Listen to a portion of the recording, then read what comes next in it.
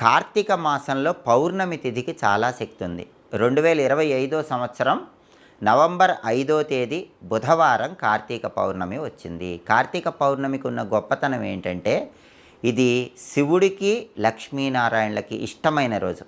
అందరూ కార్తీక పౌర్ణమి అంటే శివుడికి ఇష్టమైన రోజు అనుకుంటారు, కానీ కార్తీక పౌర్ణమి లక్ష్మీనారాయణలకు కూడా ఇష్టమైన రోజు. దానికి కారణం ఏంటంటే, కార్తీక పౌర్ణమి రోజు సరిగ్గా ఉదయం 10 గంటలకి వైకుంఠంలో ఉన్న లక్ష్మీనారాయణలు భూలోకానికి వచ్చి భూలోకంలో వాళ్ళ శక్తిని ప్రతి రావి చెట్టు మీద ఉంచుతారు. అది కార్తీక పౌర్ణమికి ఉన్న ప్రత్యేకత.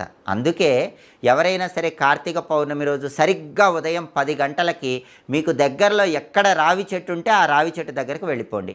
ఆ రావి చెట్టు పైన లక్ష్మీనారాయణల శక్తి తిష్ట వేసుకొని ఉంటుంది. అందుకని అక్కడ చక్కగా ప్రమిదలో ఆవు నెయ్యి కానీ నువ్వుల నూనె కానీ పోసి దీపాన్ని వెలిగించుకోవటం, రావి చెట్టు దగ్గర బెల్లం ముక్క